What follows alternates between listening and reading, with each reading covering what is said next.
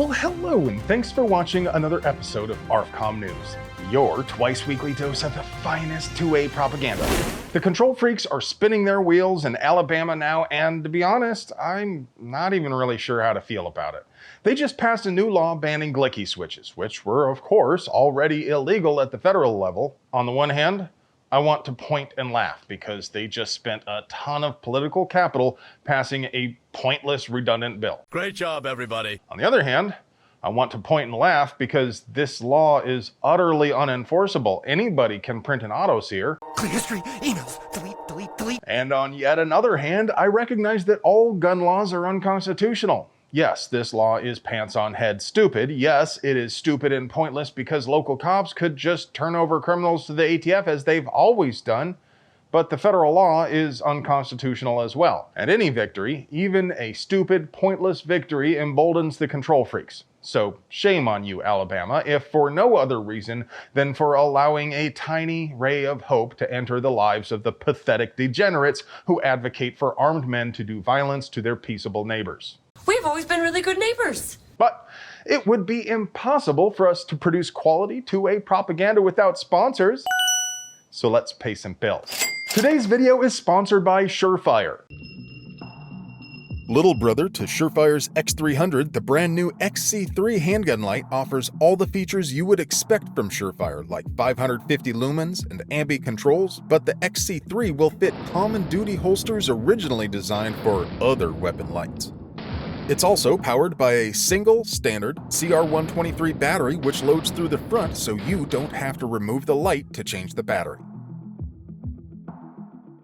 And by Aguila Ammo. ARs can be hungry little beasties, but rifle ammo usually comes in boxes of 20 when standard magazines hold 30. That's dumb, and it makes puppies sad. So Aguila now packages their 5.56 in 30-round boxes. It's also available in sealed plastic battle packs to keep your ammo tasting fresh for the pocky lips. And by Colt. I know you. You've had enough of store brand and you're ready for the real thing. Whether it's the classic 1911, legendary revolvers like the Python, or truly mil-spec ARs, Colt is the original, everyone else is the knockoff. Hey, remember when I told you the ATF was forced to return all those forced reset triggers they stole? Would it surprise you to find out F Troop defied the court order and has dragged their feet returning the stolen property? No surprise at all. They did send letters to all the suckers who admitted they had an FRT, giving instructions on how they could get their property back. But they're requiring background checks. Why didn't they go ahead and run that background check when they sent the letters out? Good question. Why? Because that's why. That would have sped things up quite a bit, so they could have complied with the court order. And it's not a gun, so really they have no business jerking anyone around over background checks about it anyway. And get this, the ATF even tried to get the NAGR to give up its member roster because the order applied to NAGR members. And basically everyone else because it covered Rare Bead Triggers, their customers, and anyone downstream. It really doesn't matter how you got hold of your FRT. If you admitted to the feds that you had one and they came and took it, they're supposed to return it. But they're acting like petulant children. Oh, you almost had it. You gotta be quicker than that. Is Trump going to get control over this agency? Patel seems like he's got his hands full not getting anything done over at the FBI, so I don't think it's really fair to expect him to run two agencies. Who's even in charge at the ATF now? But credit where it's due, Red Flag Barbie is finally sorta moving the needle on President Trump's order to find anti-gun policies to roll back.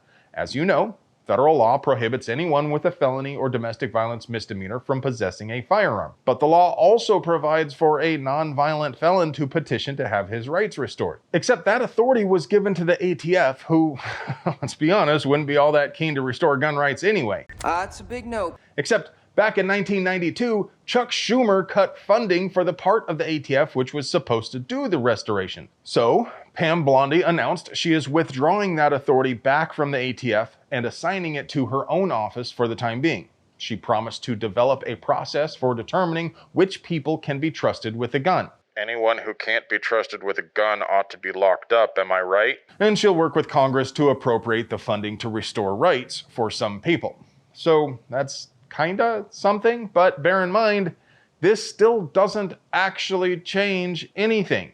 It's a promise to create a process to maybe ask Congress to do something eventually. One of the many reasons I'm opposed to gun control is that any law, no matter how well-intentioned, is likely to have some unintended consequences.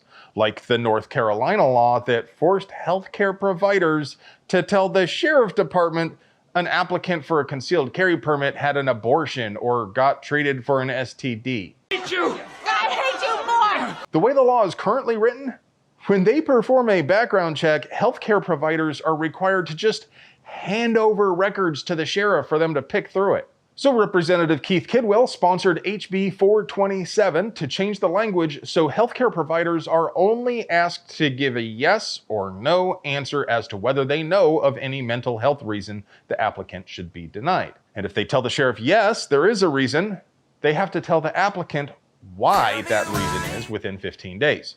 So take a moment to call 919-733-4111 and tell them to support HB 427. Several Congress critters just introduced H.R. 613, the ATF Transparency Act, which would require the ATF to process Form 4 and Form 1 applications within 90 days or they're automatically approved. Wow, that's super! With the current ludicrous speed of e-forms transfers, 90 days may sound like an eternity, but it wasn't that long ago that people were waiting well over a year to get their whisper pickle. I don't want to sound grateful for the chains that set lightly, but I think that is a net positive. However, if you were to argue it only legitimizes an unconstitutional law and a rogue agency, I wouldn't argue. So I guess I'm of two minds on this. Is this something you think gun owners ought to support? If you do think so, you should call 202-224-3121 and tell them what you think. Government is not a spectator sport. And now, for your moment of Zen.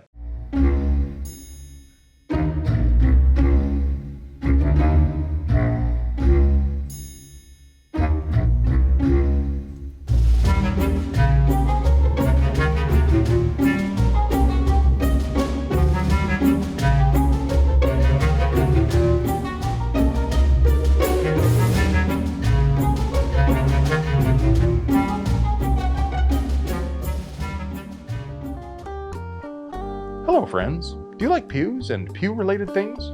Would you like to help us keep delivering you? We literally couldn't pay the bills without our sponsors, so do us a solid and get yourself something nice from them. You deserve it. I love you.